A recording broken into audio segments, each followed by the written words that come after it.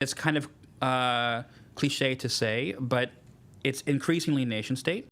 And that's because not just the increasing sophistication and knowledge and development of national cyber attack and cyber exploitation capabilities, which is there, but also the fact that there is still no true cyber strategic deterrence. So with nuclear weapons, we all know you have mutually assured destruction.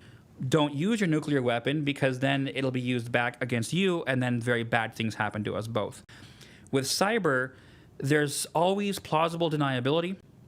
There's immense room for deception, something I used to be very involved in professionally. And so there is no strategic deterrence from hostile cyber activities. And with cyber criminals, it's very lucrative, right? So, of course, with ransomware, we see this all the time, where somebody will basically hijack operations of a hospital, an airport, a retail website, and demand payment. And because you need to have the hospital running or people die, the attacker feels you're more likely to actually pay, right, to unlock. So that's just more and more lucrative. And so it just keeps getting worse and worse. As you know, I live in the Netherlands now, and something that is really kind of talk of the town everywhere in Europe that not everyone in Washington, D.C. or the U.S. hears about is European sovereignty. So this notion of European sovereignty really started a number of years ago, but really has accelerated into overdrive since Vice President Vance spoke in Munich, and I think March of this year, where the Vice President effectively said, look, the United States is responsible for 80-90% of NATO's budget.